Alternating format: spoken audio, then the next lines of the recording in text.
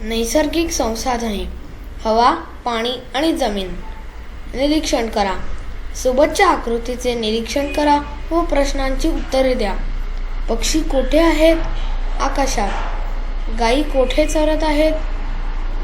शिलावरणात. रस्ता व झाडे कोठे आहेत? शिलावरणात. नदी कोठून वाहत आहे? डोंगरावरून. विमान कोठे आहे?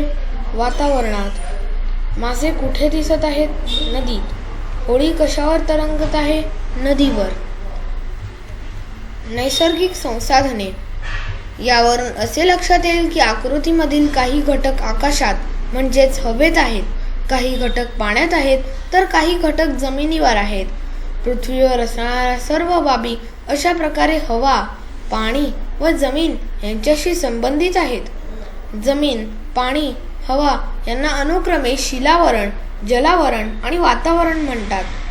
तसेच विविध सजीवांचा वावर किंवा संचार या तीनही आवरणांत असतो. हे सजीव आणि त्यांनी व्यापलेल्या शिलावरण, जलावरण व वातावरणाच्या भागास जीवावरण असे म्हणतात. पृथ्वीची ही आवरणे निसर्गतः निर्माण झालेली आहेत हे आपण मागील इयत्तेत शिकलो आहोत.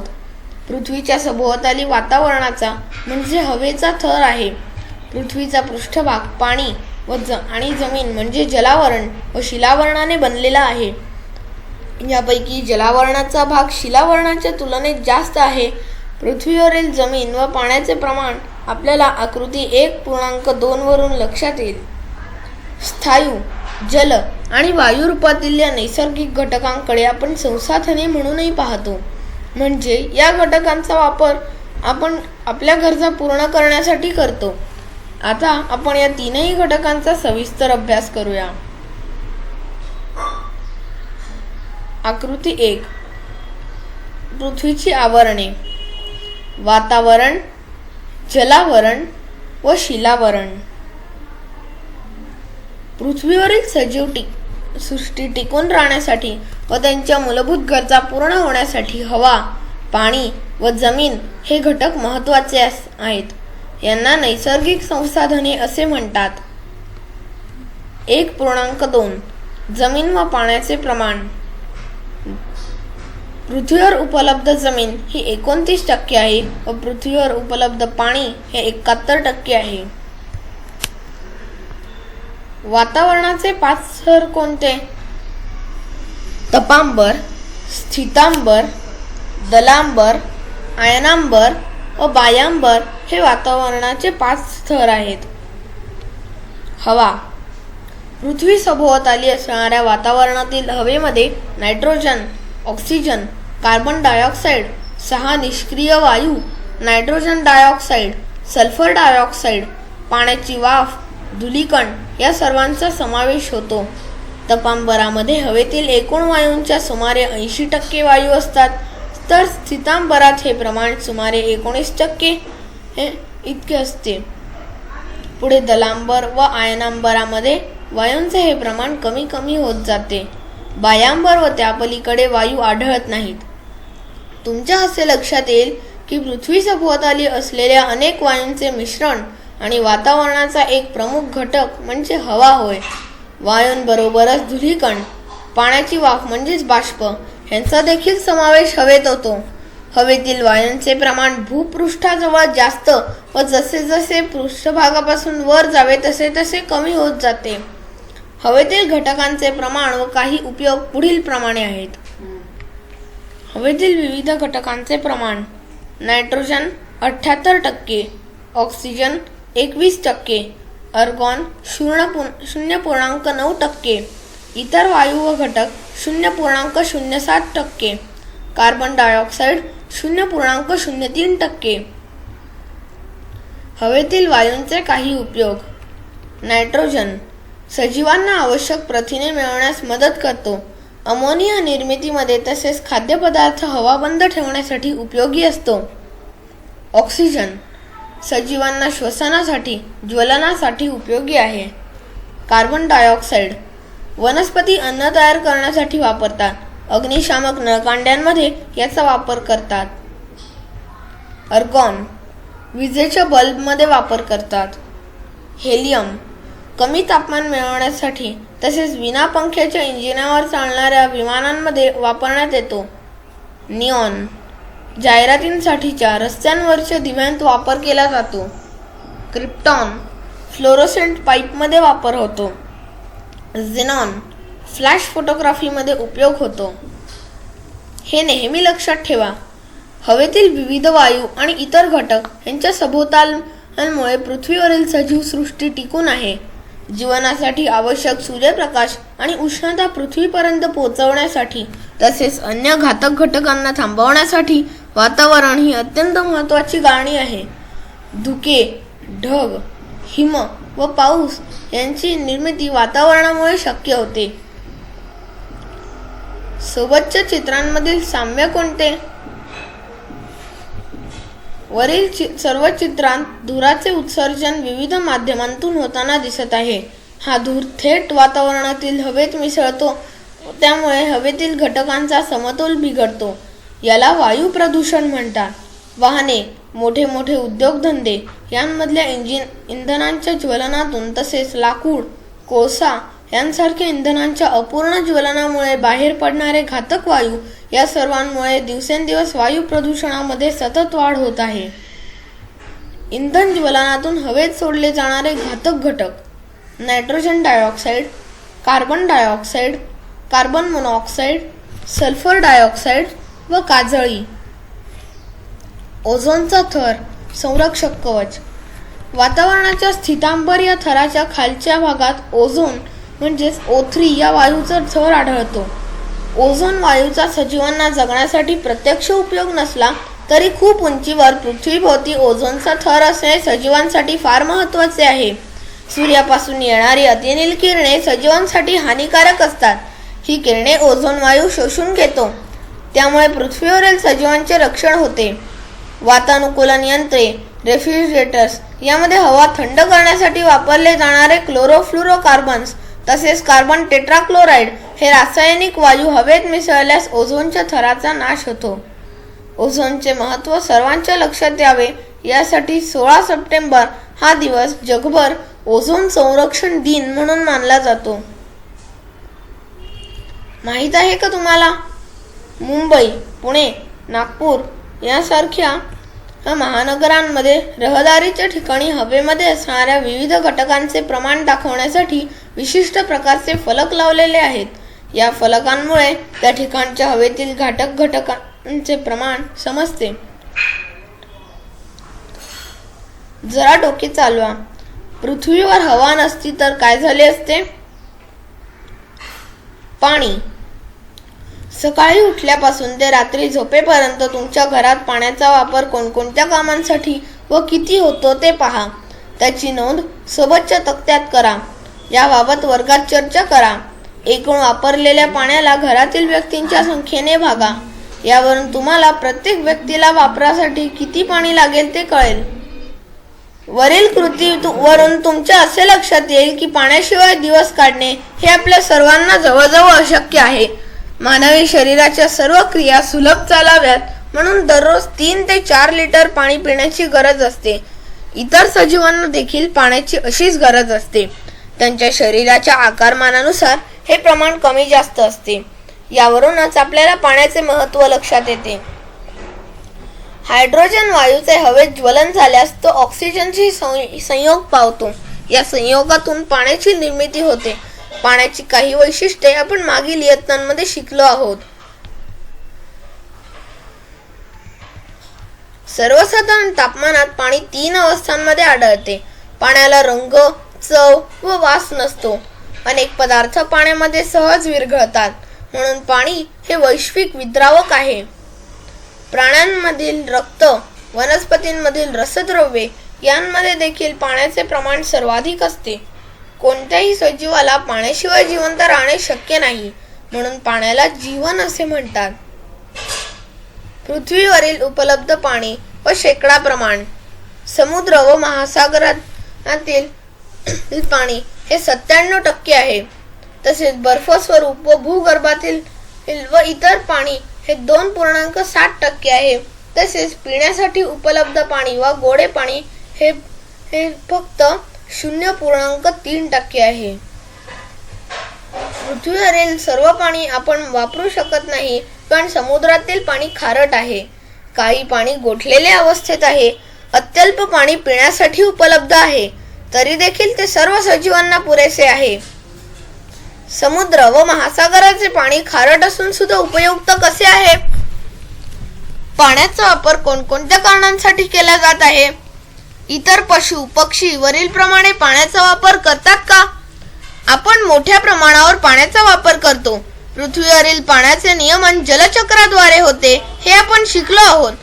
जलचक्राला बाष्प पुरवण्याचे मोठे काम महासागराकडून होत असते.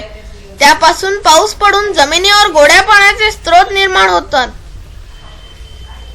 पाणी मिळवण्यासाठी ओढे, नदी, छोटी तळी, झरे, सरोवरे हे जमिनीवरील नैसर्गिक स्रोत आपण वापरतोच.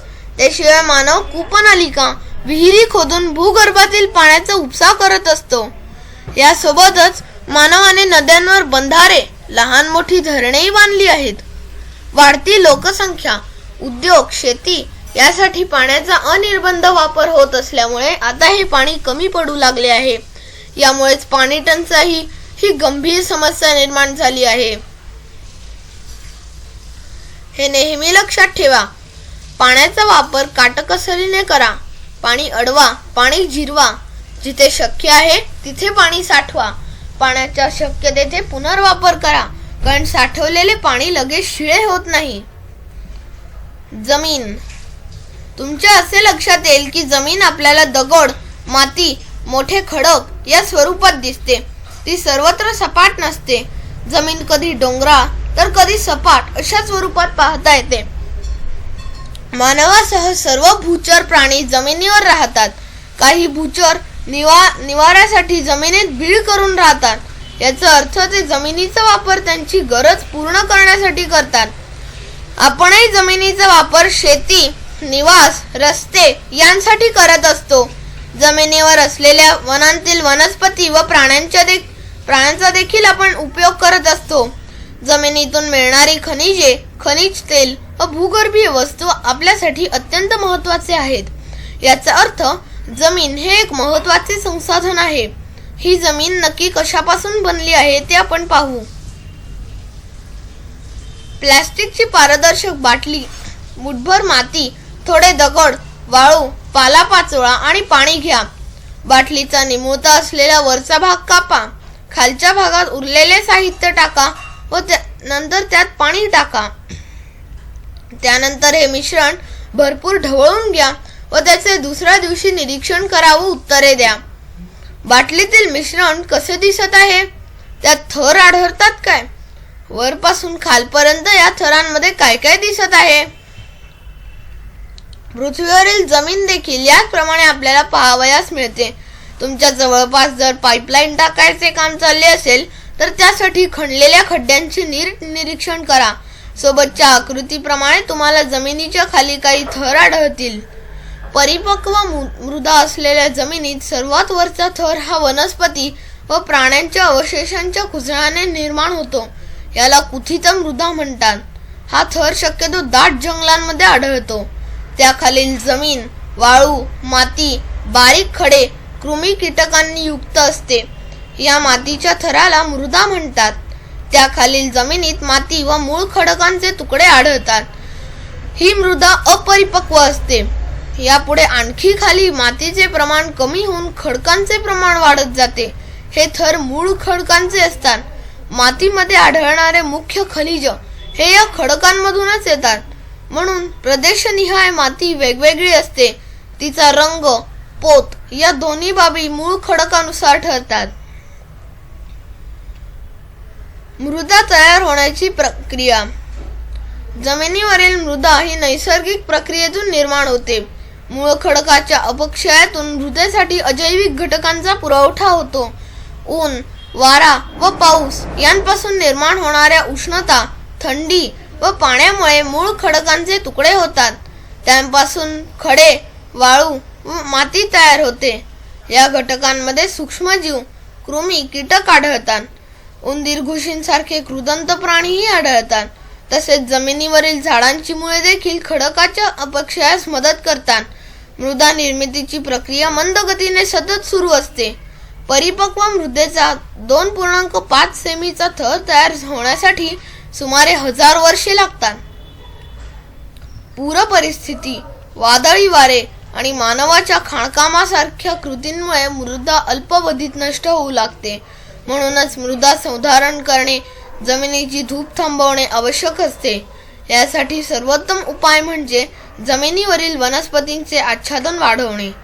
गवत, झाडे, झुडपे वाढवल्यास जमिनीची धूप कमी होते.